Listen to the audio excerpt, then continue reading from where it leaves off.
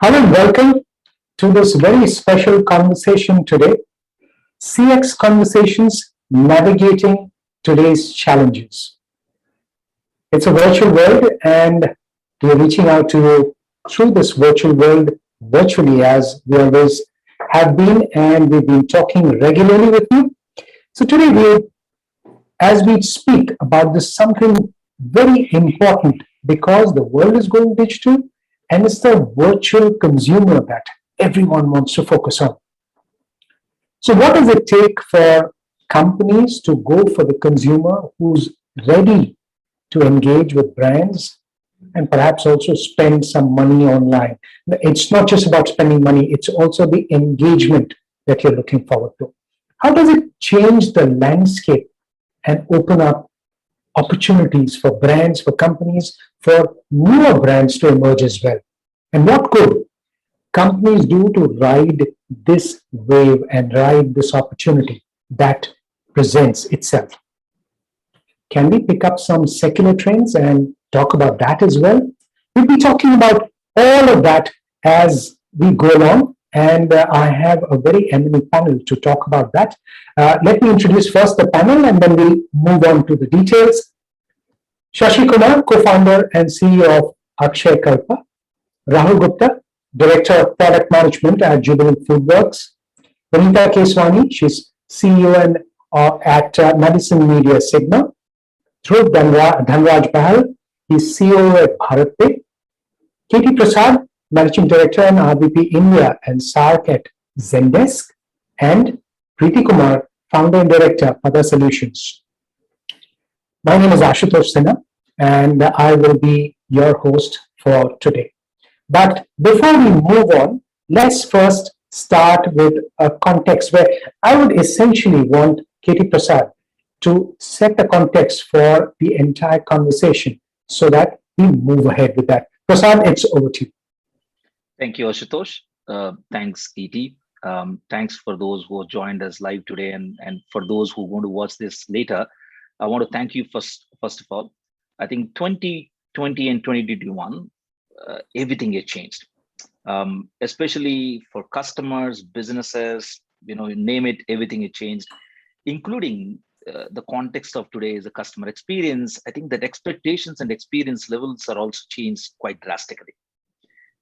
With most of us stuck at home, especially in the first lockdown, figuring out how businesses survive and moving employees remote, and also those people who are sitting in the contact center, figuring out getting them to move to remote and getting them to help customers. I think most customers like me and all of you are all flocked online. We figured out how do we get our food ordered and groceries ordered, anything and everything else to be online because that's the most safest viable option. That means support agents, especially those contact center agents, have to move overnight. Those people who used to talk to their friends and colleagues next door and getting some help now is moved remote. Companies, I would say, still evolving, and businesses still evolving and scrambling on how do we get things moving. And I think we wave two, and now it's wave two looks like almost behind us, and probably wave three is maybe ahead of us. We don't know. I think we're coming to more of uncertain world. But one thing is very certain in the uncertainty. I think the world is moved towards more of digital first. It doesn't matter which industry that you are part of. I think every industry, every business, he has moved and made digital first as a journey, including employees. I think today it opened up the employment. I think all of us are lucky enough to employ people from wherever they're in the corner. They don't need to be in a particular city to hire. I think it gave all of us some options. But your company success, I think in the last 18 months is very clearly determined by what kind of experience that you deliver to customer. That really is a pivot. It doesn't matter whether you are low priced or if you probably offer something in cashbacks. But if the customers don't have a good experience, they would probably go to some places where they can trust and get a better buck for them. 75% of customers think about CX. This is across the country before they make a purchase. I think that stat really clearly says that we got to be moving towards experience economy. I think, like I said, I made two things. One, the world is moving towards digital, and I think we will call that as digital first world. Second, I think the experience economy, which was there in the West world, has officially arrived in India. and the continent. But I think in this world, if you're in the business and if you want to look at how the customer trends are shaping up in 2021 and beyond, I would want to talk about, of course, there are multiple trends, but I want to talk about two things which actually picks up on top of my mind. Number one, messaging. This is a global trend, but we're seeing it in India. And I'm from Karnataka, I'm from Bangalore, especially in the COVID first wave hit. The local Karnataka government said, you know what, if people wanted to get the groceries delivered, you could WhatsApp the local government and they will help us to deliver it. Imagine WhatsApp was one of the channels that we used to use for talking to friends and family, all of a sudden become very important, integral part of business communication. I think if you go back and look at, there are about 93% of Indians in the last 18 months have used at least one new support channel of engaging. I think telephone lines are very popular, chat, automatic bot, or WhatsApp, SMS, the so on and so forth, the plethora that has come in. But I think today's customer wanted to have a conversation with business. That means if I might start my conversation probably on a WhatsApp, but tomorrow I call you for following up that particular request that I made, the customer expectation is that, you as business understand what I've done already and I have a continuity. I think the omni-channel is still really arrived and customer feel relevant.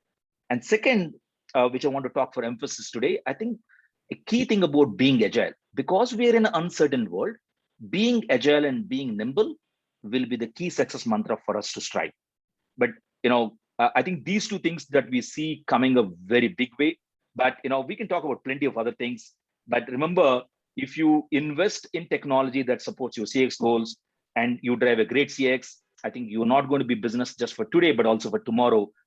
With that, I want to thank Ashutosh and ET for giving me this opportunity for opening remarks. Ashutosh, over to you. You're on mute, Ashutosh.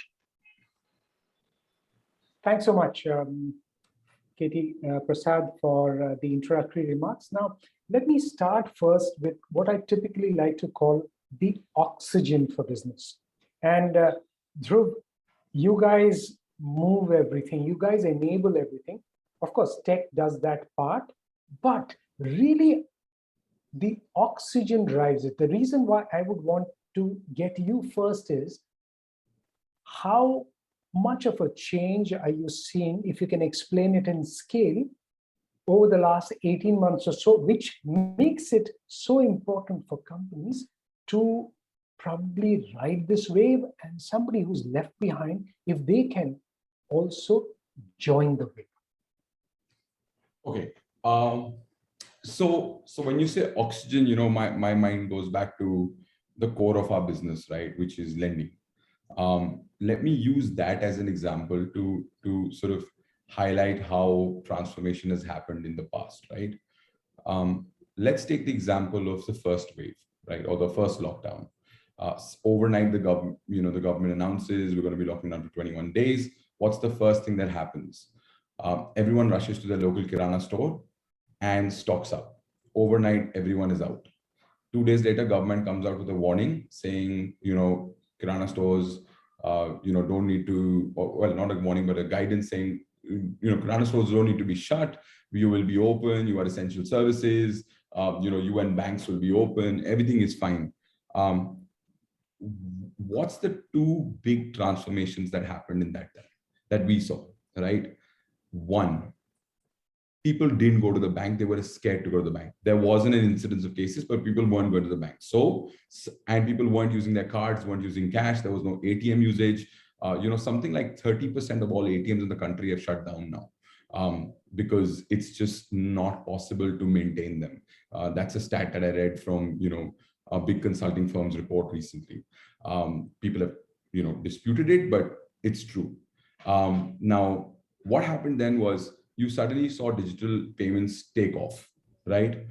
You saw signups go through the roof. You started seeing people's first interaction with digital financial services being the ability to trust and say, without a form factor of a money or a card or a receipt, I will pay someone and the person will say, yes, sir, I've got the money. Here are your goods. So that became the first interaction of people with digital signups, and for that you had to do KYC, for that you had to do signups, for that you had to link your bank account. You had to build some trust. So that trust came through this full experience of people using it. The second thing that we saw around that time was a lot of these shops started coming back and saying, we had shopkeepers coming and standing outside our office. We were open the entire time. We were allowed by the government and the RBI. We was taking precautions, but we were in office at that time. We had people coming and lining out outside our office, and our office is actually located next to two large hypermarkets. So we had people lining up, 6 feet away trying to get ration, but we had people lining up outside our office. And we said, why are you here? They're like, sir, you have to understand, we are only designed to cater to 30% of people's eating needs. Everyone's eating out nowadays. Now, suddenly restaurants, roadside kiosks, everything is shut. A 500 rupees spent at a Kirana store has now become 4,000 rupees. We've run out of mal. We don't know how to, keep things in the shop. So what do you need? We need working capital loans. And we need that loan right now, but a traditional bank is not going to give it to us for XYZ reason there is. So what you really saw was a lot of these people voluntarily entering the formal economy and trusting it on a digital first scale. So they weren't going to their matka walas, they weren't going to their local bhai khata guys who would basically maintain their khatas and basis that give them some sort of working capital loan. They were coming to us. Now fast forward that to a year and a half later, nothing has slowed down. Every time there has been a lockdown, every time there has been a wave, it's been a blip on the radar, but it has only reinforced people's beliefs, saying it's better to do it the digital way than to actually do it the physical way. Right now, if I start putting dollar and billion dollar values to it, it might confuse people a little bit. But just look at something like the POS machine business. Yeah, sure, the PVRs, the cinema halls, or the restaurants are shut, but it's still a $10 billion. In March of this year, it was a $10 billion monthly TPV industry, growing at a 17-18% month-on-month clip rate. So people are not just adopting cashless methods, but they're also sort of now beginning to move earnings into that sort of space. So the way we look at it is things are moving in that direction, but it's still very early stages. We see the peaks are still far away, and things are only going to grow. So as that digital first continues, what is going to happen is people are going to use use the transaction product first, but then they're going to live on your platform online for a while. So things will move beyond one transaction to multiple interactions, services on the platform digitally. And that's when the journey starts getting deeper. And I think that's what Katie was talking about. And I think that's something that we can go deeper in later. Yeah, surely. So one example of that, I think, let's go across to Shashi Kumar, because I'm sure you have, Shashi Kumar, several examples of people who may have such stories, people who were not part of the formal economy or the structured economy, and they have gone ahead with digital transactions. Can you give us a story or two, perhaps, which explains the scale? Ashutosh, thank you for the prompt. See, one aspect last 1.5 to 2 years, I believe it has changed, is how the farmers would do their business. Okay, we work with a lot of farmers, and at the pandemic situation, what we did was there are a lot of challenges at the farming side. One is, of course, we engage farmers on the dairy business side, and they do have a lot of commitments on the other side. When this pandemic hit, actually, they couldn't bear the 15 days settlement cycles which we used to manage. So what we did was, we did daily settlement cycles. Okay, first time in the country. So we did a daily settlement cycles to the farmer accounts. I think you could see, okay, the kind of impact it created. Okay, and though it was situation forced us to do that, but the kind of impact it created on the farmer's side. Hey, daily 2,000, 3,000 rupees is hitting my account.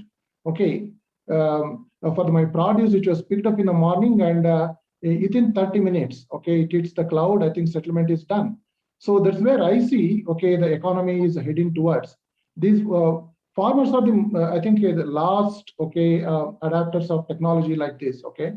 And I clearly see there is a huge traction, especially on the farming side of the business, where they are using digital transactions, and their experience of using digital transactions, and even transactions which we enable through bulk uploads, and further they using that one to get services. Go to, let me say, a person who gives them a feed and fodder. They pay through online transactions. That has really shot up. This is one example where I believe that adoption rate, especially at the farmers, and farming side, is really gone up. The second part, what I see is the impact, is that you can ask, how can you do a daily settlement, if your market is not responding? So what has happened is, my direct to customer business, has really gone above the roof. Now what has happened is, I hold around 20 to 25 days, money in advance. So from the consumers who are taking our products, I should not see any problem on settling, the farmer on the same day when my I got a working capital negative cycles. So this is where I believe, two sides of the story, where the direct to customer business, which is digitally enabled and wallet based, works. So for example, our app platform, we deliver around 22,000 consumers every day, and all the consumers pay in advance.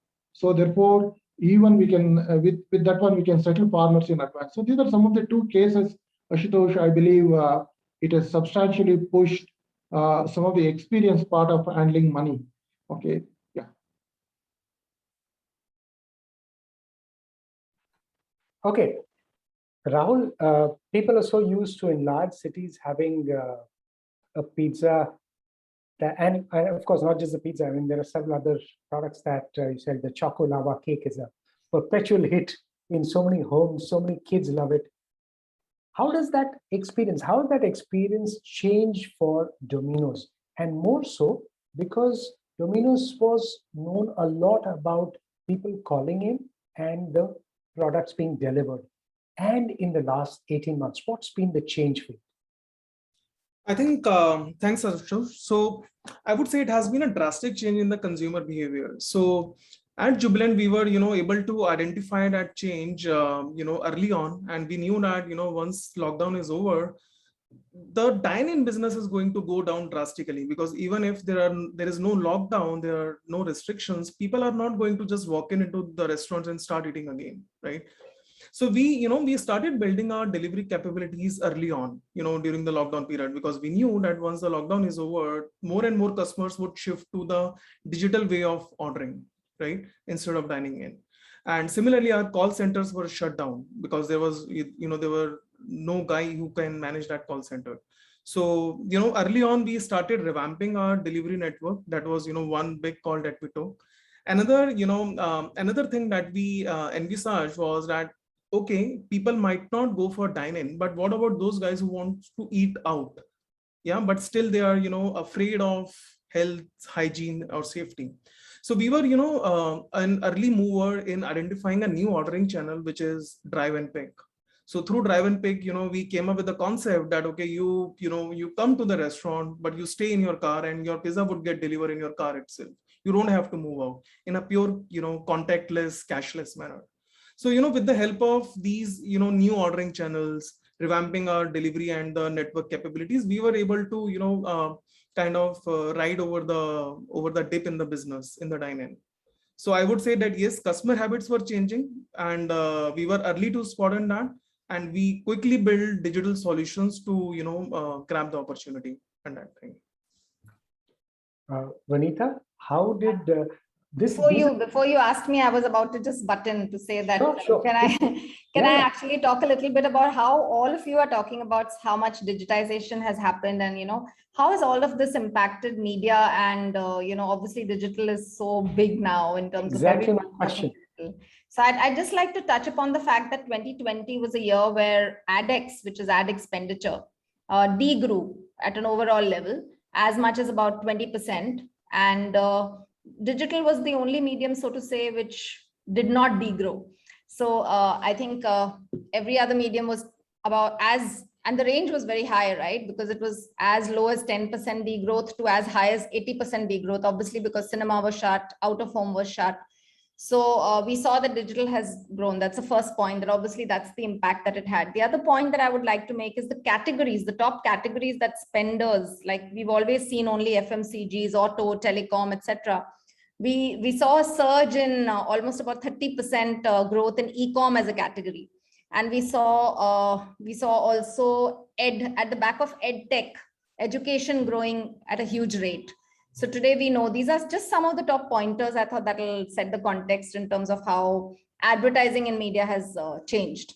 Mhm. In terms of Also, the scenario. Yeah. yeah. So, just to take that point ahead, while that gave you the trend, also because what we heard from Rahul and Shashikumar, they were examples of retail customers. How did brands change? While you spoke about the numbers in terms of the trends, how did the brands adopt and adapt?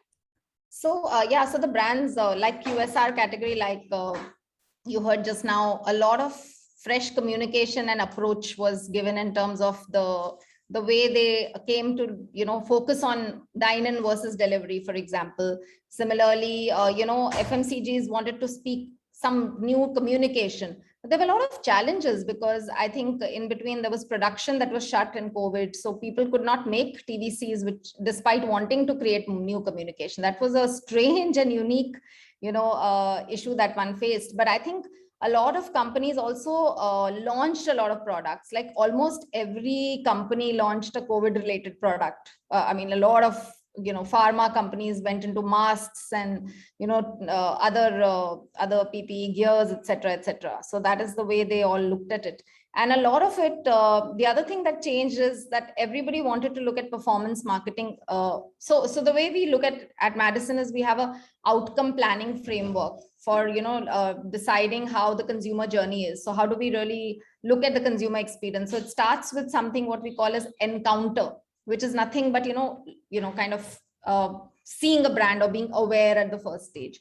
It moves on to explore, experience, buy, and share. So these are the journeys that we see. And typically 80% plus of advertising expenditure has always been on encounter in the past. And suddenly we saw brands looking at, one is within encounter, how can we digitize and how can we experiential, change the dynamic and agile media plans, but how can we really tap into the experience aspect and buy aspect?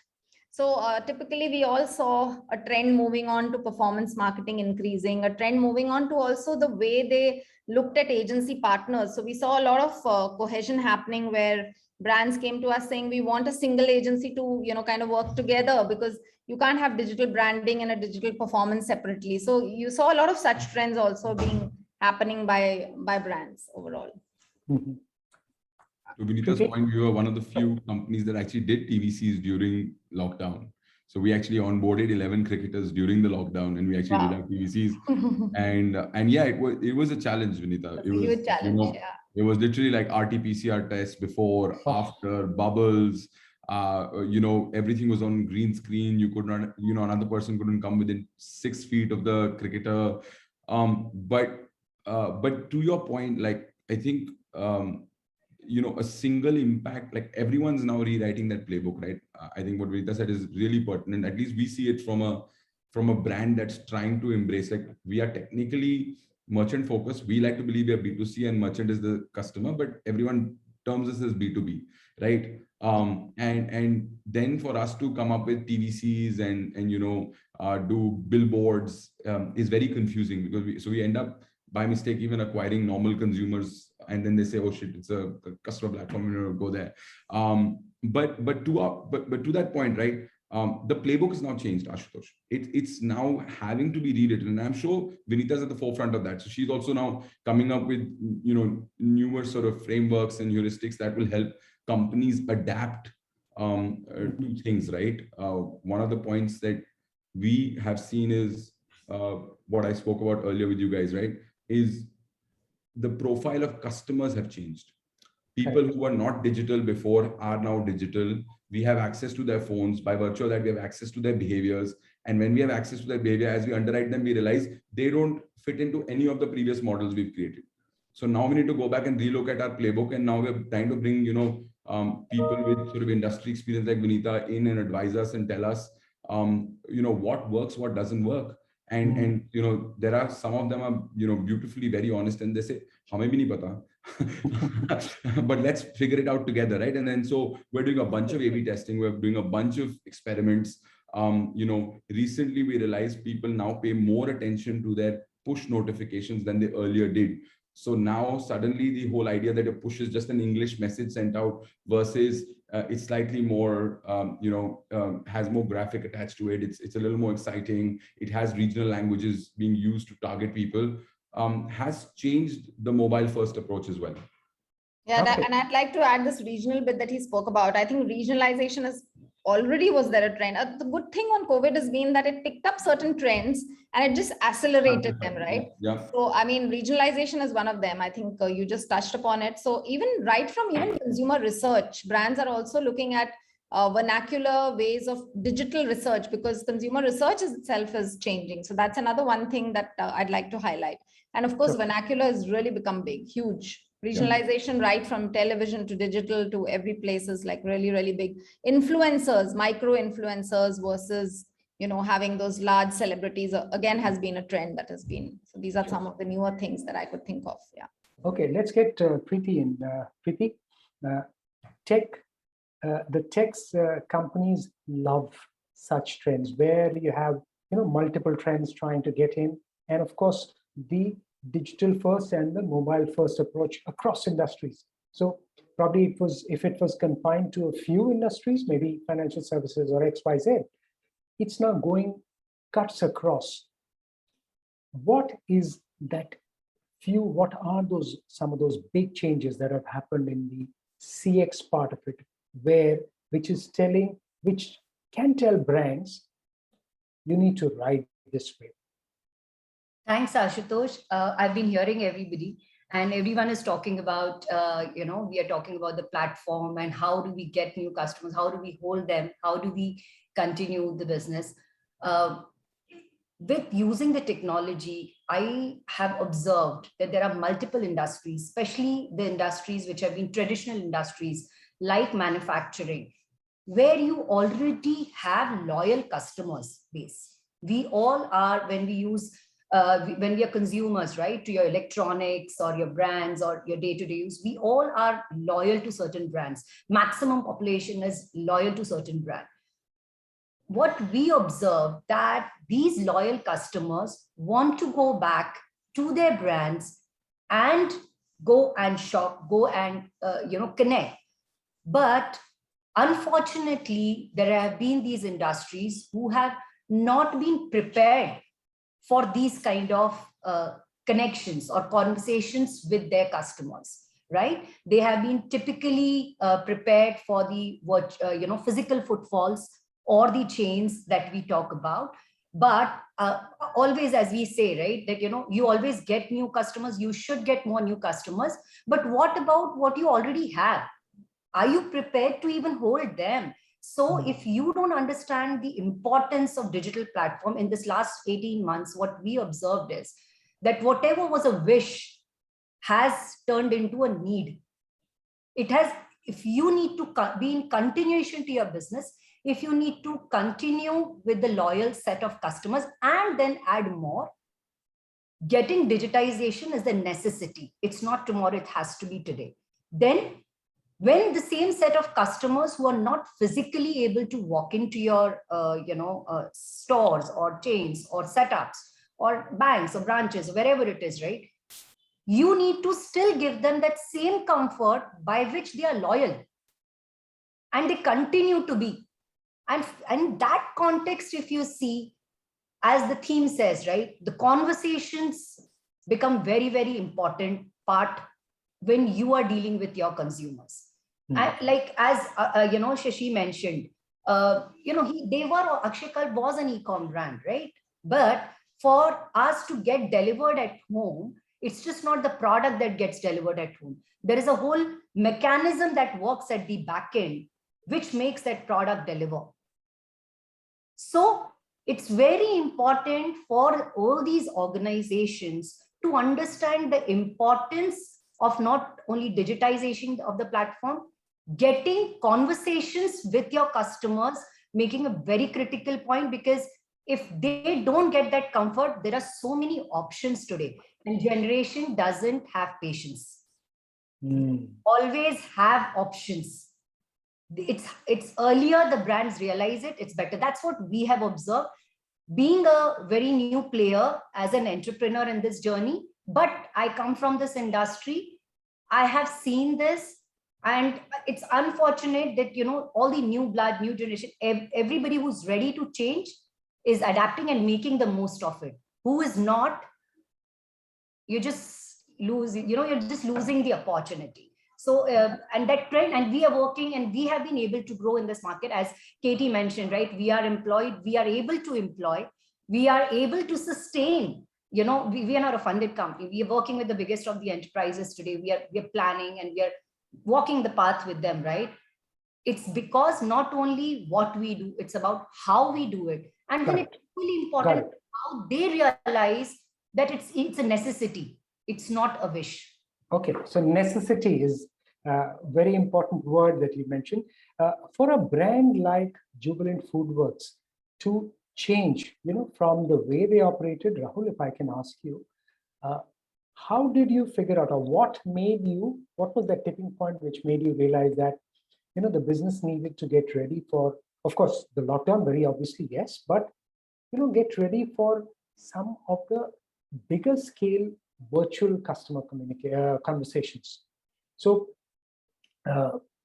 obviously there would have been a dip after that lockdown, but there would be some tipping point where you said, okay, we need to now go whole hog and do this in a digital format. Rahul. Yeah. See, so you're right. You know, it's not just during the lockdown that we realized that we have to ramp up our digital capabilities by many folds. But even before that, the organization realized that, you know, in the current ecosystem wherein any you know, restaurant on the street can get online with the help of, you know, various food aggregators who are running the show in the country, and can start selling the food online the very next day, right? So Jubilant realized that, you know, if we have to maintain our edge, our, you know, our brand, and, you know, have to grow no matter, you know, who your competitor is and how soon he is able to sell online, we have to maintain that competitive edge. And I think the digital journey started probably, I would say 1.5 to 2 years back, when the organization decided that, yes, we have to kind of invest heavily into our own digital capabilities. That's where, you know, you would find a huge, big tech and product team, a huge data science team, and, you know, analytics and the user experience team. And this is a complete in-house team, nothing is outsourced, right? Because the idea was that, you know, if we have to build a brand that has to go a long way, we have to own everything. So even today, you would find that even if you go and order from, say, you know, the various aggregators in the country, the delivery is done by Jubilant. The delivery is not outsourced, because we control the whole, you know, end-to-end user experience. So we want to be the touch point, the face with the customer. So, you know, so we started investing heavily into the tech.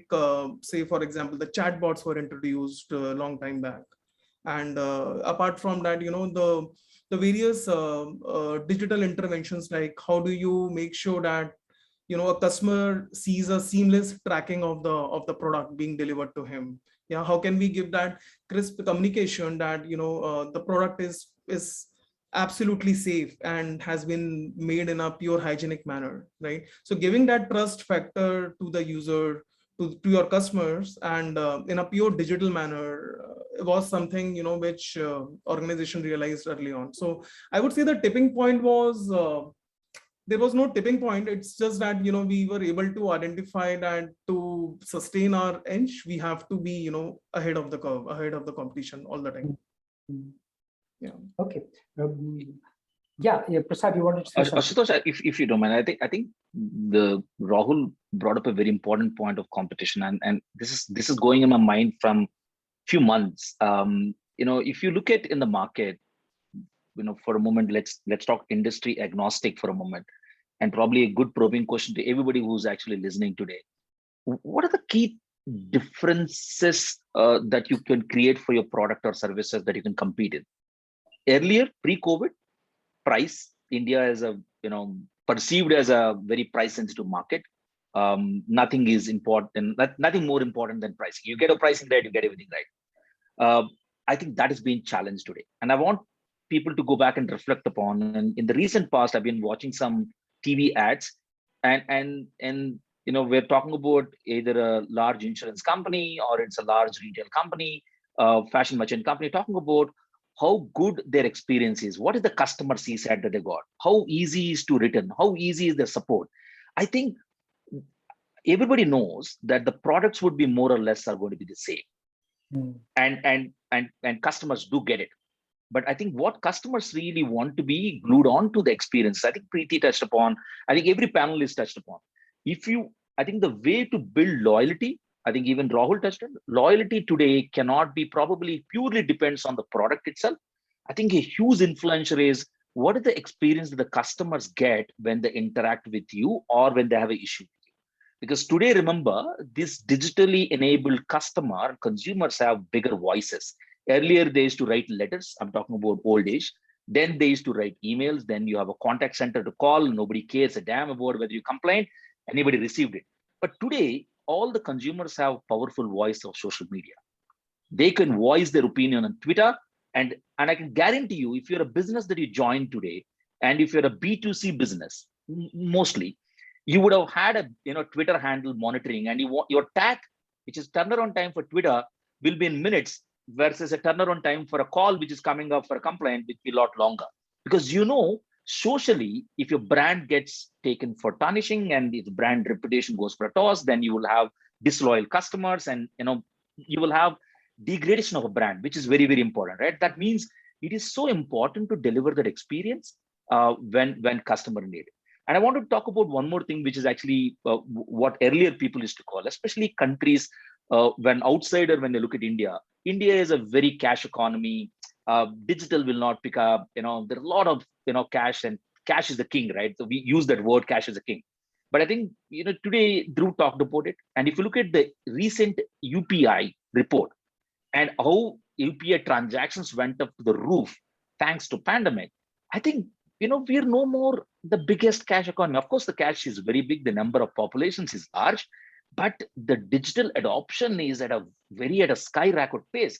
So if you're a business and if you think that, the pandemic will go away and probably my customers will walk into my store, maybe I'm deep pocketed today. I think I want to tell them that probably you're living in an ivory world, because the consumer today is getting used to digital first, virtual every day. So they would want to get that digital experience today. And if you can give them a great experience, you drive loyalty. So experience driving loyalty, not the pricing. And if the loyal customer will go back and tell you, 5 friends, which is evangelizing, which is exactly what we want, right? We want those loyal customers to go evangelize, bring more people to do business with you, which will increase your bottom line. But end of the day, what seems very clear, experience drives, everything else now. Looks like that is a pivot. And the proof is in the pudding with some of the brands nowadays marketing themselves as the great experience companies that they deliver. And those are the two things that I thought I'll so the experience economy, as you referred to. Absolutely. So imagine if farmers, if people in rural areas are also doing this, as Shashi Kumar was saying.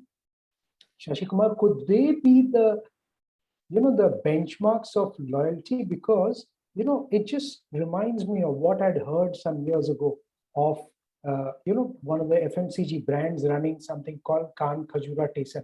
I don't know if you've heard of that, where they actually reached out to media dark areas and they could convert people very easily. Here, farmers, what he told us, farmers were able to use digital platforms and digital services.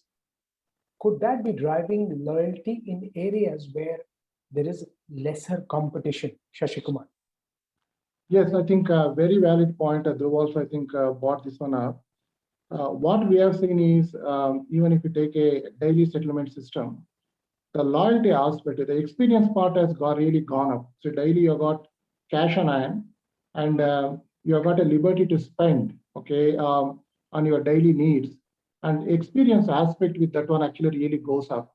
So just a digital payment aspect, if you can see, other forward transactions he does, he pays for his education, son's education, or let me say medical bill, okay, or let me say local grocery store, okay, or feed and fodder purchasing, everything happening digitally. The loyalty part, okay, of the farmer in our case actually really gone up.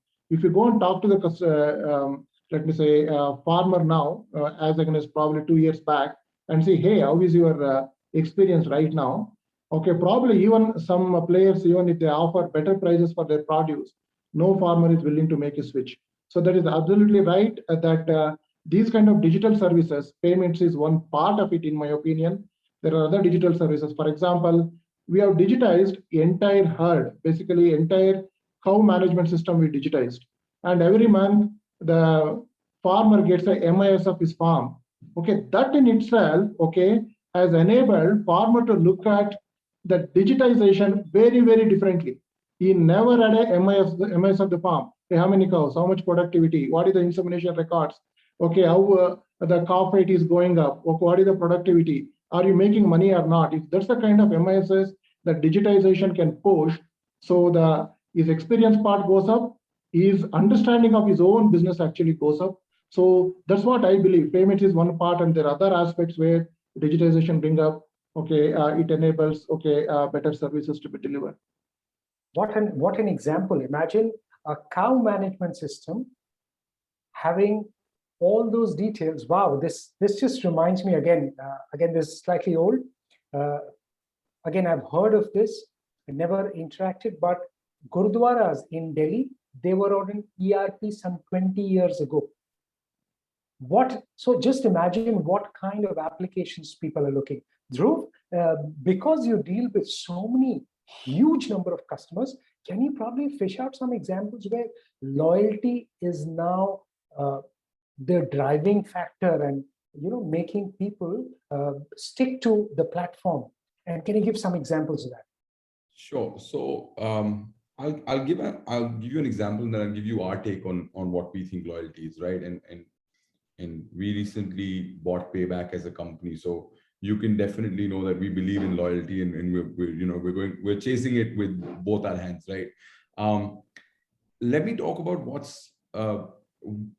something that's transformative that has happened recently, right? Traditional underwriting required you in loan. Again, I'll go back to our core lending and I'll tie it back to payments as Shashi was talking about, right? Required people to do what is called static underwriting.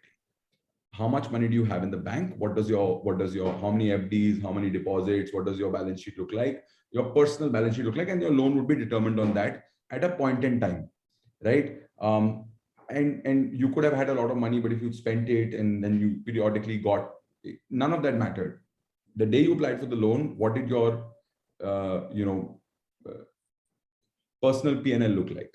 Now, when we started BharatPe, we realized that that's actually broken. That's a broken form of underwriting, because majority of the country actually, I won't say lives hand to mouth, but lives, with inflows and outflows interspersed with each other, right? Now, when you look at something like that, we actually rewrote the framework of underwriting into something called velocity-based underwriting, which means it was more about payments, right? And that's one of the reasons we started giving payments at 0% MDR, no charge payments. Why? Because if we charged, then we are a payments company. But if we didn't charge, we're not a payments company. We are a data science company. We start using those payments as data. And that data starts then talking about things like, okay, not just where you live, what shop you run, what do you do, but how frequently do you accept payments? From whom do you accept payments? What is the repeat nature of those payments? Is it predictable? Does it come in the same time? Where do you use your app? Are you easily locatable as a customer, as a merchant? Can we find you at places? And as we started factoring in loyalty, we started seeing that we actually got better quality merchants. So loyalty actually formed, the merchant's loyalty formed a great underwriting signal for us to actually extend working capital to these people. For those people to whom we did extend unsecured loans and or working capital loans, we saw that businesses grow much more, because the same people who were coming back, they knew their needs and they were able to add more and more and more and more products and services within their shops. So kirana store could now also have, earlier only had khule chawal or dal lying in a big sack outside, but now could bring you the branded MTRs or MDH masalas and products. They earlier did, local artisan cookies. Now they could do, bonbons and Oreos and get into, and that they had the capital to pay up front to big companies, the big FMCG companies, to get those products in. That one aspect of loyalty fundamentally had nothing to do with us, but changed it. And because they saw that, they started telling their people they push the QR up front, they push their swipe machines up front and started saying, please accept on this, right? Now you take it a little deeper, right? Now you talk about this merchant, how sticky are they with us and why should they stay with us? And I think it comes back to simply two tenets, right? Trust and simplicity. Right. So a lot of people talk about trust and simplicity, but I think simplicity of product is what drives loyalty at the end of the day. Right. Now, one of the things, and when our ethos, when we bought Payback, is, I don't know how many of you are, let's say, a Payback customer because you are with a banking partner who gives Payback loyalty points. There are so many places that you can use it, right? But what will supercharge that loyalty is when one day when you walk in to a store and you see a BharatPe QR and you know that you can just open up your app and scan your loyalty points and buy products and goods with that because there's a monetary value attached to it. And then the upstream effect of loyalty will kick in, right? People will start driving more and more loyalty programs. So I think, so I think there's a very simple way to look at it is value and convenience. It's a 2x2. In life, we've always looked at value. Is there ROI? Is there monetization? We have never ascribed, as a country, as a people, we've never ascribed value to convenience. I think the last 2 years has changed that. We have started thinking of convenience as a monetary value, right? So somewhere there is while the dollar value will change for everyone and digital is allowing us, Ashutosh's perception of value will be different to Vinita's value. So rather than giving you both one model and trying to sort of force fit you into that sort of normative curve, each of you will get a customized view of what we think you want, what we think your perceptible value is. Is it a voucher? Is it conversion to cash? Is it a physical good that you need? Is it that you don't care and you'd rather just donate it like some tech startups have been doing it to do feeding programs in the country or do tree plantation programs. So every perception is different. Every monetization is different. But can you use technology to unlock that is really what the future is going to be. Okay, very interesting. Can you use technology? So Preeti, if, to all the point that Dhruv has mentioned, can we add that analytics bit and show how it can become really a driving force? So when we talk about customer, we're talking about customer conversations, we're talking about loyalty, we're talking about new customer and having a digital platform. So we need to use technology to have those analytics, right? So for me, there are three characters always whenever I'm thinking of a customer experience in context of technology, when I have to drive a platform for technology. So there is one character is your customer. Second is the team, which is, front-ending them from, on the screen, on the call, anywhere or physically. And then there is a team which is sitting there who's doing all the analytics, right? Deep down analytics, so that there is a right information, right platform available to both the sides. Either it's to the customer or to the people who are, assisting your customers so let's say, for example, today, as Katie mentioned and everybody mentioned, right? And as Ashutosh mentions today, WhatsApp is not a platform which as a wish thing anymore. It's become a necessity. It's become something which we used to have for fun, has become a part of a business, right? As a technology platform. Now, I want to understand as an organization when I'm driving a technology platform, which is the best mode of communication for my customer. It's not what I am providing them. It's about what my customer or my consumer is comfortable with. So there are customers who, because you have different varieties, right? So you will have different generations, different variety, depending on your business type that you are in. Everybody wants to choose the platform that they want to come back to you on. Now, as an organization, I need to, one is give them those different options. Second is, once I'm giving them that option, I have to continuously analyze that which platform is the best preferred platform for my customer, which is the platform which is giving them comfort as well as more information. So like your AI related, right? Once you're system driven, when you're more AI driven, there is more that you can provide to the customer in a short span of time. And then the customer is comfortable. Now, let's say for me, example, as a consumer, I am a loyal customer to multiple brands.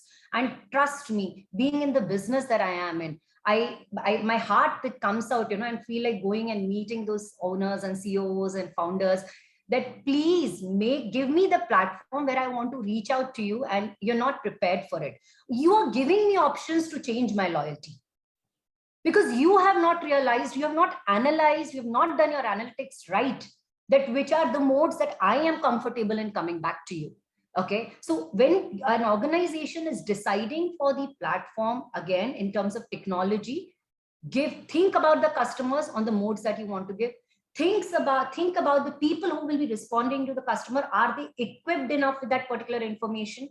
They will be equipped enough with that particular information if your analytics are right. If the organization, the management provides them with their data, provides them with those logistics, and then they will be able to serve better. So it's a whole cycle. You have to take care of all three.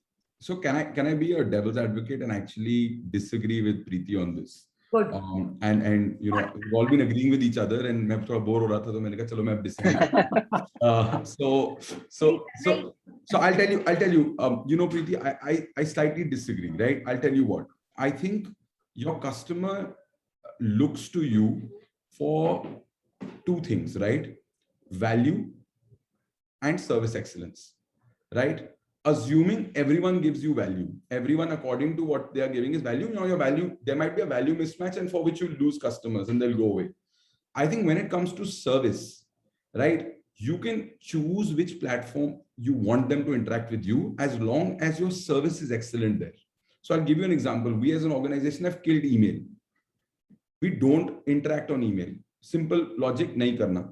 Why? Not for any other reason. We fundamentally believe it's a very painful thing to first sit and write and compose. Imagine like my customer is a shopkeeper who's got two peaks in the day. He's got to take a nap in the middle of the night. He's got to restock at the late in the night. Like there's a very weird time schedule around, and in the middle of it, the guy's writing emails saying this payment didn't come on the right time, or you made a deduction, or some issue the bank has happened. Versus me telling him, don't worry, just say hi to me on WhatsApp and my chatbot will take care of everything else. Right now, we've done a dipstick in the market. None of them have experience. These are not Zomato users. These are not Swiggy users. They don't know what a chatbot looks like, right?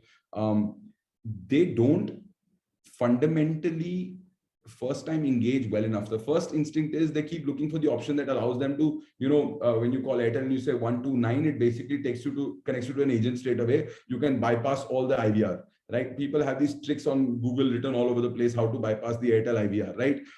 Now, exactly the same thing happens with us. People are like trying to figure out, we have YouTube videos of people saying how to bypass the BharatPe chatbot to get to an agent or human interaction or get them to give you a phone call back. But we are striving on our bet is that our chatbot is so excellent that you don't need to speak to someone. All answers are given to you right up front, right? And we've taken it one step back, right? And I remember, we were discussing this earlier in the week, is the minute you start opening omni-channel, right? You start opening up too many war fronts, and especially in the startup world, you're firefighting every day. You can't possibly open up too many war fronts. So rather than this, the model that we follow is simple. No incidents, and what you were saying exactly, but in a different way. No incidents. Incidents comes, it's self-serve chatbot on the platform that I want you to be, which today, in my experience, is conversational servicing, which is WhatsApp and chatbots, in-app chatbots and WhatsApp purely. But even if you still were to speak to an agent on chat or on a phone call, then that agent has to be able to, the first time around, give you the right resolution. Right. So you give them all the data as you were talking about. And that's when what you were saying, I agree with you, is that the FTR comes in. And then if something falls through the cracks here, that's really the true testament to what kind of a product, service, or value you are giving to the customers. So excellence is really the the North Star metric you need to have. Just a point to add. You didn't Fine. disagree So with me. just a quick point to add here. I think it Going back. would also depend upon the kind of business you are in and the maturity of the business. So for example, Yeah.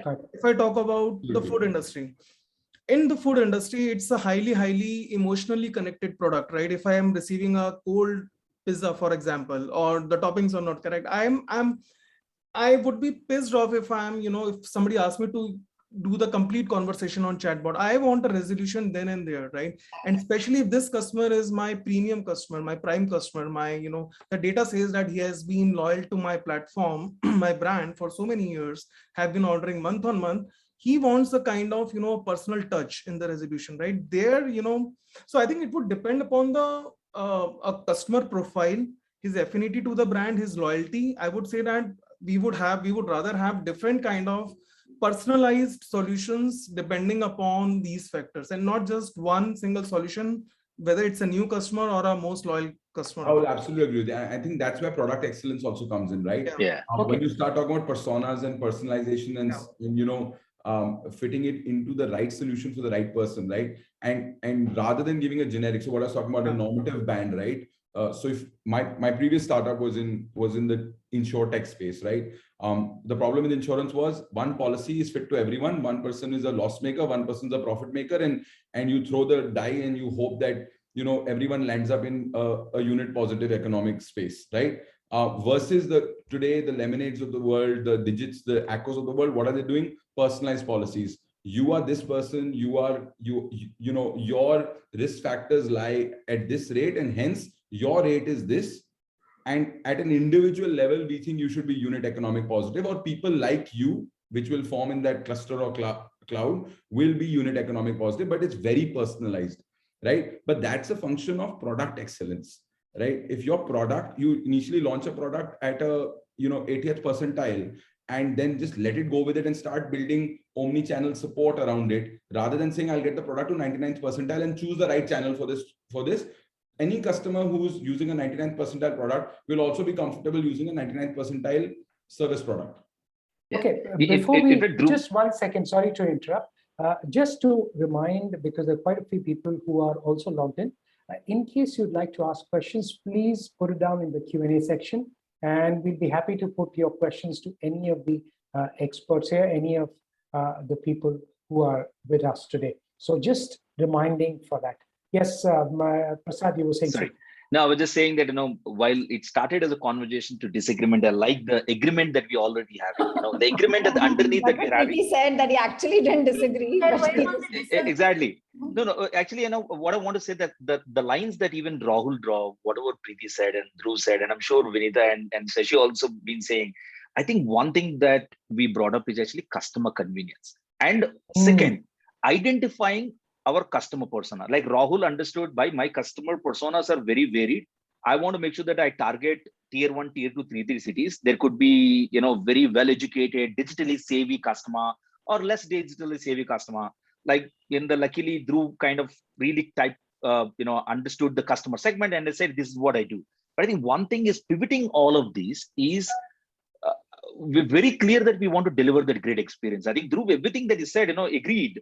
You don't need to be omni-channel as long as you define what is the experience that you want to deliver to your customer and you stick to that experience.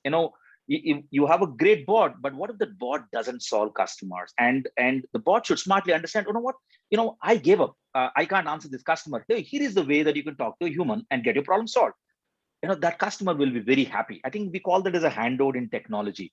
I think maybe I couldn't resist myself. Generally, I don't bring up Zendesk into the concept, but this is something that we've been reading from all our customers globally and locally. And when we talk to all the businesses, and one thing that we've launched something called messaging. So we call messaging. Often people think, oh, is it a social messaging?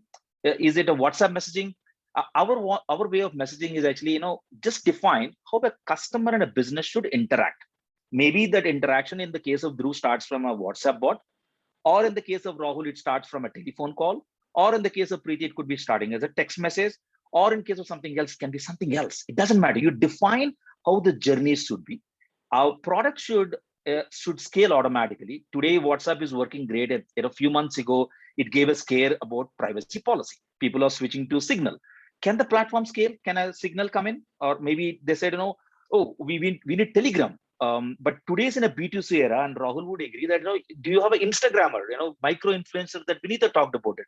These influencers sitting in Instagram, how do you engage those consumers and influencers to still get a conversation going? I think that tees back. If customer has a convenience of connecting with you, a customer believes that he or she gets the best experience that they can deliver. A farmer can get a digitally savvy customer, even though they're not digitally, they get the great experience. I think in a B2B, B2C world, I think we can deliver a great experience. That's my view. But pivot seems to be convenience. Pivot is like the experience, I would say, is personalization and adaptability. Like, Exactly. how can we really be adaptable? Ashutosh, you're on mute, I think, and I'm talking, so I'm not on mute. Sorry, I was just going to come to you. So I want to understand, how do brands, so obviously brands have realized the power of digital. How do they ask for a different set of needs and different, maybe specific set of kinds of personas of customers when they want you for, or when they come from media solutions? And that's a brilliant question, Ashutosh. Actually, I think one of the panelists talked about cohorts. So, we build audience cohorts, and the cohorts can be defined with so much more refining today. So as we speak, Google is coming with newer tools, YouTube is coming with newer targeting options. For example, connected TV is becoming a very nice way of targeting consumers. So today we have an option of buying media only to reach people who are watching connected TV at their homes. So that was not possible about a few years ago, 2 years ago or so. Similarly, there is something very new that is very, very, very interesting and engaging, which a lot of brands use, which is called conversational messaging. So when you're talking, they pick up those search keywords, and they'll, like, suppose you're talking about like dinner. For example, I think Jubilant could use something like that, maybe already using conversational messaging. I'm sure this is quite common, having sticker packs of a pizza coming. If somebody's talking about a pizza, you have a nice, Domino's written and something nice as a thing. So just being a part of the conversation. Kingfisher has done it, Parley, so many brands have done it. Cadbury does it all the time, McDonald's, and I mean, a lot of these youth brands, because that's part of the conversational messaging that you can be an integral part of. So like I said, it has to be adaptable and personalized. So brands of this kind of, tonality and target audience, which are younger, also require engagement in this way, in natural ways. Then there are some brands which want DIY. Some brands would want content. Some brands would want influencer marketing. So I think at the briefing stage itself, it's a lot of engagement with clients to understand what is the role that digital can play. And of course, beyond the targeting aspect, which I first touched about, which is audience cohorts, which can be cut and diced and sliced in various ways. Apart from, of course, programmatic itself being so popular now, which is nothing but just buying audiences and not, just buying them across, not by vehicle, but just buying audiences. So these are some of the various ways. Yeah. Okay. So there is a question that has come. Okay. The person's not mentioned the name. How to make sure there is consistency of information across all channels? Prasad, would you like to take that? Love to. I think it's fairly simple. I think irrespective, I think I'll give you a little bit of definition of channels. When you talk about channels, like Dhruv said, it doesn't need to be omni-channel. There's also multi-channel in the market. So there are two words that are commonly used. Now I'll give a very basic difference of these two and answer the question. I think if you have one way of reaching to customer, like businesses and customers are reaching themselves, maybe a telephone line, or the ones that Dhruv said, no email, that could be a second option, or a chatbot that Rahul talked about, a third, so on and so forth. So you have multiple channels, a way of engaging with customers. You are a multi-channel support system that you have built it. But when you tee up all of this and making sure that a customer can reach out to a telephone, to a SMS, to a WhatsApp, to a social messaging, which could be means Twitter, a bot. When a customer can come from any direction and any of the channel of the choice, but if they're not able to get what they need and they switch to other channel, and you as a business can tee up all the information, bring customer profile that the same customer try to do a little bit of knowledge search on my website, and then they've interacted with the bot, they still not got the answer that they need, and now they're actually talking to me. That means you have a customer context. So that means you got to be omni-channel. The short answer is actually, how do you maintain the information across all of this is omni-channel. Second, I think by channels itself, you will not be able to get everything. But some of the customers might be reaching out to you, hey, where is my order? And the order, supply chain, and maybe a delivery is something that you would outsource it to a third party. So are you able to bring the order information into the customer communication? Are you able to bring supplier information, which could be, you could be a B2B2C company. That means you're a marketplace, you have vendors with you and you have a supplier. So, you're able to make sure that you do the business. Are you connected everything? So having a customer context is the number one answer that I can give you. And to get that, it's about being omni-channel. It's about integrating your order management, or what we call a core business applications, including when there is a need, you should be able to reach out to your third-party suppliers, bring them into same conversation. And I think, if whoever the user, I'm more than happy to throw a little bit of sales pitch here. Please contact one of Preeti's team, and they will be able to help you out really how to do this. We've been doing it. We've been doing it successfully across the industries, which is a very valid question. So one is you open up the channels to the customer. Once you open up the channels to the customer, I will just take back on Dhruv that we need to choose what we want to give. But to choose what you want to give, you need to profile your customers. You need to know your customer profile. It has to be in connection with your industry. Again, that comes with analytics. Okay. Right? You need to do that. Preeti, I'll add a little bit of question to that, which is a question that has come as well. And I'd like to go to you as well as Vinita for that. The question says, heard one of the panelists say how they use consumer data to reach certain decisions. Isn't it a question of compliance under the new IT law 2019? When someone says that they're using consumers' personal data for business benefits without their prior consent, it raises the larger issue of whether customer has said a yes in some cases, and we don't have a personal data protection law yet in the country, but the larger question of privacy, how is that addressed by brands, and how does technology make it possible? So I would answer it in stepwise, right? So when somebody has raised a point that we said that we use customer data for analytics, okay?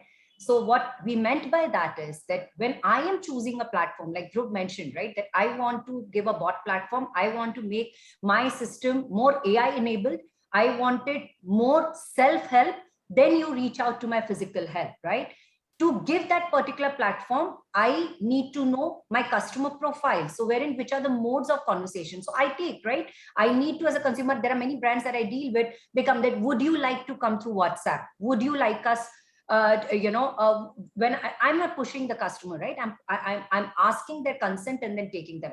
There is a difference between taking a consent of the platform that you want to reach out and then analyze that platform that, out of 1,000 customers who have reached out to me today, 500 have reached out to me via WhatsApp, wherein 100 have reached out to me via call. Now that's not touching your personal data, right? Personal profiling comes in when, again, you talk about when you're connecting with the customers on the multiple platforms, how you give them that personal experience. As Katie mentioned, that comes by an integrated environment. It's not, one tool doesn't make it a success. Choosing a tool doesn't changes your customer experience. Adaption of that tool, technology within your organization, and again giving that comfort, and reaching out with that complete information and creating that cycle, that gives the success of the tool. So we are not touching the personal analytics of the customer. We give the personal experience to them by creating an integrated environment, which is after confirming with the customer. But I jump in and I'll actually, I'll give a slightly, different answer beyond differing answer. Please say that. I would say again disagreeing there. I'll keep the ethos the same, but I'll always follow Preeti with a slightly different answer. I have no idea why. Is people use no, I'm saying use the data. I'm saying we take consent.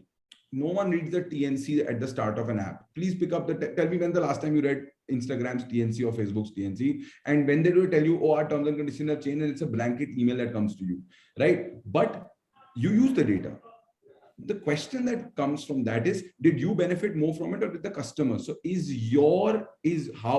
so great, Vinita is agreeing with me, fantastic. So did you use it to deliver better value or did you use it? So I'll give you a very classic example of the industry on the messaging side. We are in the financial services industry. We have to inform the customer of every transaction, every settlement otherwise. So we of course deal with all the vendors in the world who deal with SMS data, right? Now, everyone comes and fights. Literally we fight at 0.1 paisa. That's the rate at which things get negotiated.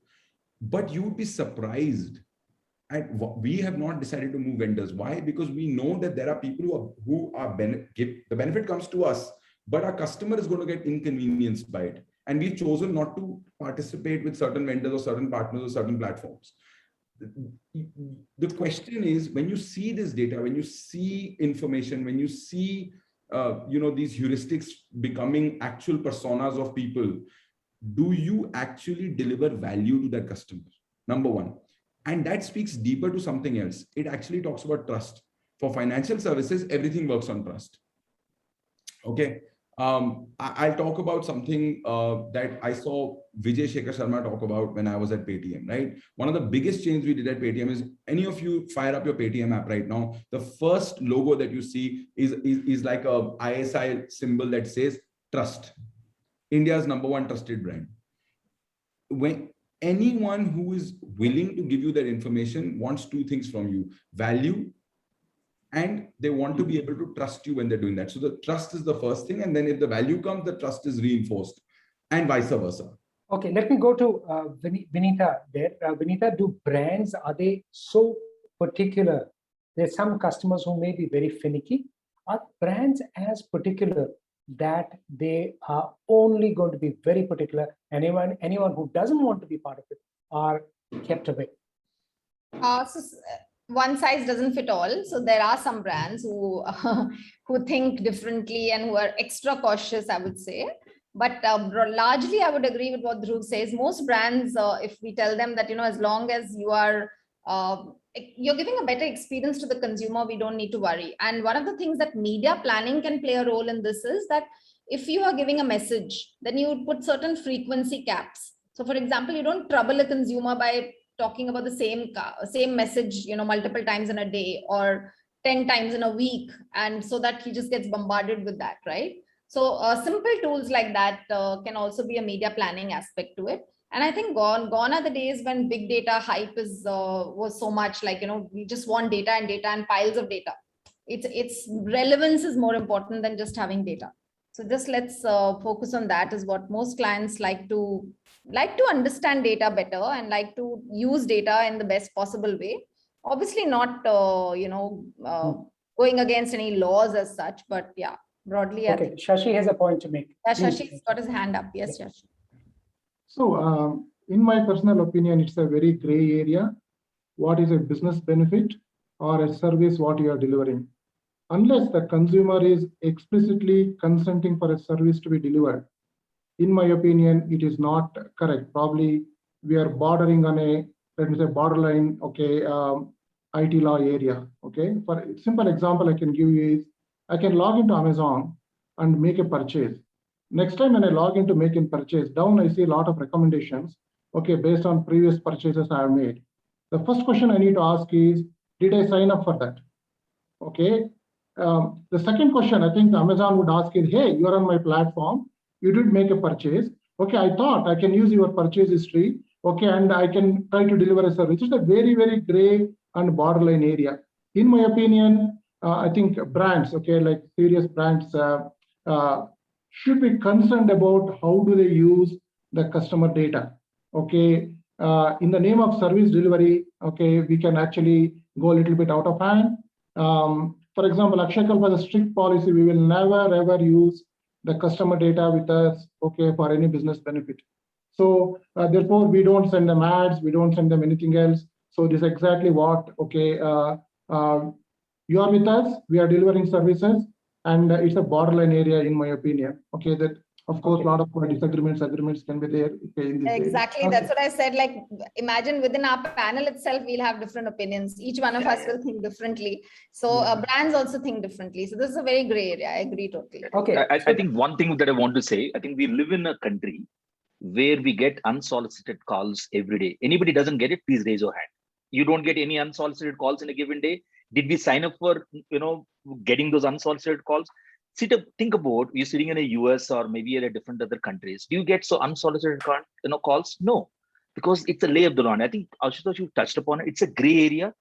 But again, I love what Vinita as well as Shashi said. You got to use it for the right purpose. You don't take advantage of because there's no law defined. You've got to know as a company and a brand, are you trying to take advantage of a situation, or are you trying to use it for a rightfulness for serving a customer? As long as you're conscious, as long as you can instill the trust of what you're doing is right, I think it's good. Look at GDPR. I think all of us know GDPR when it came in a couple of years ago, it took by storm. One of the things that we usually advise, actually, if you can't do anything, just use a GDPR as a lens that, are you GDPR compliant? If you are, I think you're doing a great thing for yourself. When the law comes in, whatever shape and form it comes, it will not be very hugely different from what you've seen. GDPR is one of the toughest law to meet. And if you meet, probably, by now, without having a law in the country, I think you're doing a great job. Okay, there's a next question coming. If we can take some of those questions, this is specifically for Dhruv. As money has become the most tangible digital product in today's times, do you see a role of bots stroke conversational AI such as Alexa being leveraged to execute money transactions by your customers? Does it change the customer experience? Dhruv. So I think any experience to execute a transaction is, as Preeti was putting, should be omni-channel and choice of the consumer, right? But I think when it comes to money, there has to be a certain degree of trust, reliability, and scalability within the platform, right? So you talk about Alexa, saying, hey, Alexa, send 100 rupees to my son's wallet as pocket money, right? How do I validate it? How do I authenticate it? Is there a way that I know it's error-free? However, when you look at something like UPI, right? It's one of the safest methods built. There are countries that are coming and copying it right now.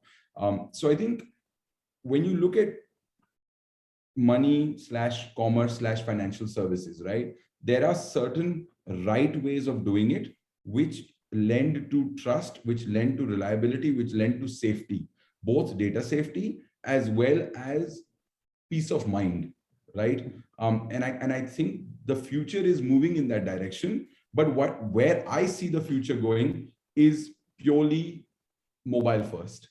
So for example, there is a technology called soft POS, right? You don't no longer need those clunky machines lying in shops. But we are a few years away from that, right? Today, it's all about adoption. So we, as an organization, have machines which, what we call EDCs or POS machines that go out, and we're one of the fastest growing networks in the country. But at some point in time, we also know that we might have to just adopt soft POS, because that's the lay of the land. That's what people prefer, because it's convenient and it is safe, right? But will I be able to do something like have a random machine that can just go tap someone's card and take it? The general acceptability of that in the market will never be there, because people will not trust it. People will stop carrying their cards and so on and so forth. So I think technology will move in line with, as consumer adoption becomes stronger in the form of loyalty and multi-usage, then you will start seeing certain technologies become commonplace. And then the next layer will be built on top of that. Okay, so we are now closing in on towards the end. So I just wanted to get a sense from maybe some people here. When you're building a good CX platform, because we're talking about the experience economy, what should maybe CIOs or CEOs or CXOs they keep in mind? Preeti, if I can ask you to take that question, please. Okay, So when we have been dealing with multiple CIOs or CEOs within the organization in different industries, right? You can be a manufacturing, you can be an e-commerce platform, you can be a retail, or a media house. It's very, very important that when you're choosing a particular technology, you have to keep multiple things in mind. What's your type of a business? As we mentioned during this whole conversation, every business will have different needs. So if I'm a product company, my ways of connecting with the customers will be different. If I'm a retail, it will be different, right? My profiles of the customers change. The moment I'm fintech, the whole dynamics change for the organization, right? So we have to work with the customer. That's the way we have been working. We need to first understand your business. Then you need to understand what are your compliances. Then you need to understand the profile of your customers. See what's the best fit in platform technically. And of course, everybody, either when you're a startup, there is a lots of budget that plays in the role. When you are a growing organization or you're in exponential growth, it's many organizations choose the platform not because it's cheap or it's expensive, because it's necessity. Instead of creating big teams, we create smarter teams by creating a right platform. Okay, and when we are delivering the right platforms to the customer. So all these factors, your business type, your consumer behavior, everything that you're carrying as a legacy, with your customer loyalty chain that you're built up. And then it is not just your customer loyalty.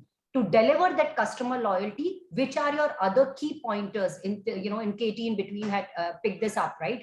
Because it's about when I have to converse with my customer, at times I have to answer the questions to the customer, which are dependent on different other channels or internal points within the organization or outside the organization. They play again a very important role when you're choosing the technology. So that's where, we say that when you're choosing the platform, don't choose just the tool.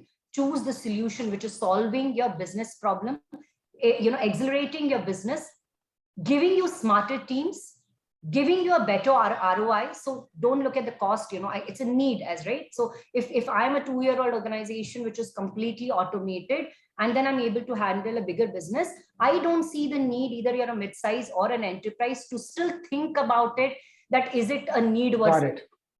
Okay, let's just get Rahul. Rahul, for someone, and I'm sure all of us here and people who are listening, they would have experienced some product from Jubilant at a different point. The point that Preeti made, does it resonate? And how do companies raise the bar and take it to the next level? How does a company like yours see it? See, absolutely. I think Preeti was bang on. I would add to Preeti and say that I think we need to change the mindset of the organization, and the whole thinking should be working backward from the customer.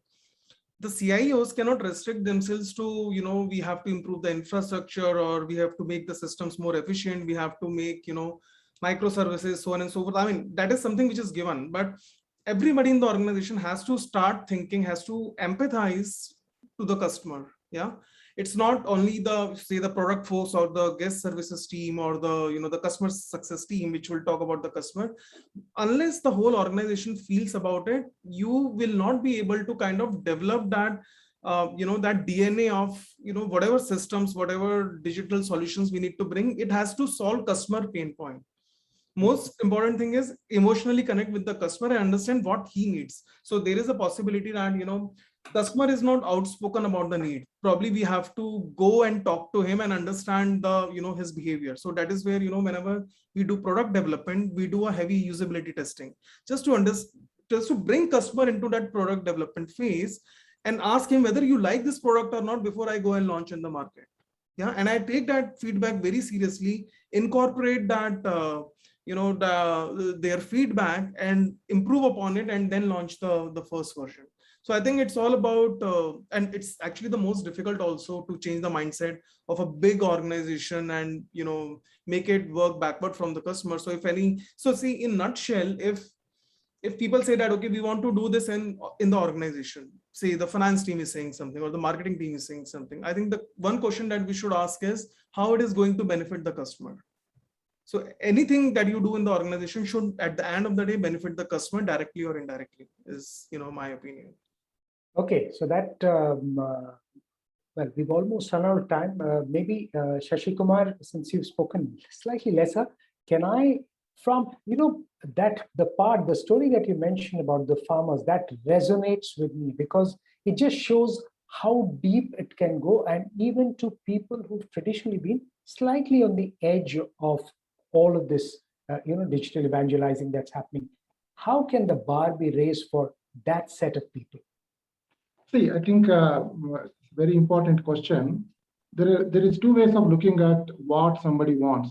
There is something which is implicit, which is not told. There is something which is explicit, which is actually mentioned. Hey, I want this. So the implicit requirements of, let me say, a farmer, would the farmer go and tell you, I need a cow management system, herd management system? He would never tell.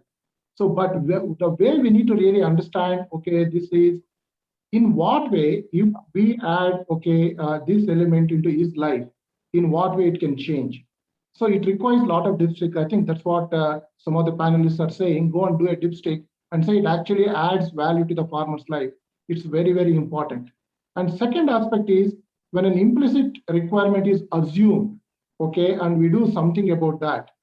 Now, is it actually delivering the value, or it is actually satisfying your requirement, not the end person's requirement? So that needs to be really, really validated. That's what the end user testing, okay, end user validation, okay, Rahul was talking of. So it's very, very important that these aspects are kept in mind.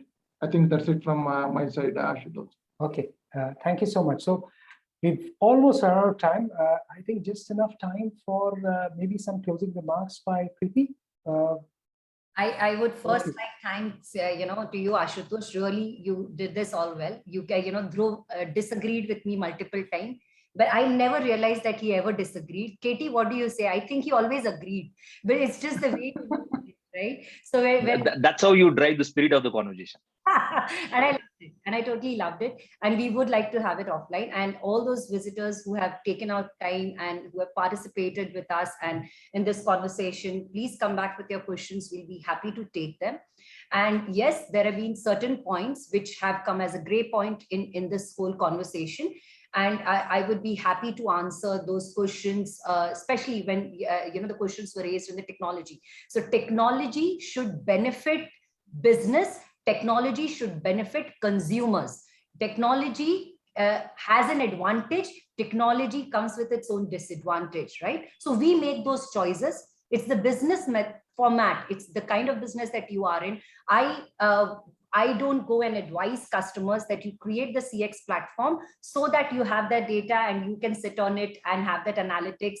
And yeah, so why that business needs those kind of analytics is so they can give a better experience to you. I have been a consumer myself. I don't want to go to the same platform and start from scratch every time. I want the system, I'm a loyal customer of a particular brand, particular platform, or a brand. I want the system to understand me up to a certain level when I am coming to you. That's what is analytics. That's the kind of analytics we are talking about. We're not talking about getting into the personal thing and selling the data. I mean, some businesses are doing it. We're not interested in doing that. We don't suggest that. We don't use such platforms to make that statements. We use the customer experience so that you come back to me. We give the better, want to give the better agent experience to the people who are serving so that they are equipped with that information to help the consumers better. We want to give the analytics to my management or the teams which are actually working on it, so they are making right decisions. I open up a WhatsApp channel wherein my business has a compliance it doesn't allow. So how do I make those decisions? The decisions just won't come as an individual. The decisions have to be coming on certain facts. Those facts come with this analytics. And that's what you need to have. A right technology platform. You need to have right integrated platforms within the within the business to deliver it end to end, to track it end to end, to have that away from your human dependency. But I'm not saying that we will stop working. I don't want to look or think about the world where we are completely AI and we don't need human. It's a suffocating world. But at the same time, when I'm running a business, I don't want to be, dependent on human for my business. I want that information, data, approach, everything to be controlled, and then Absolutely. equip my human to serve my customers and grow the business. That's the way I look at it when I talk about technology. Okay. Thank you so much, Preeti, for that closing remark as well. Thank you so much, ladies and gentlemen, for being with us on this very special conversation, CX Conversations, navigating today's challenges. Well, for now, it's a wrap, but this is something we're going to be hearing again and again about. And some of those brands, who we interact with every day, they would want to learn from our experiences as we spoke about. And of course, we'll also be richer with our conversations and richer with our experiences around the brand. Thank you so much for being with us and watching. Thank you. Thanks, everyone.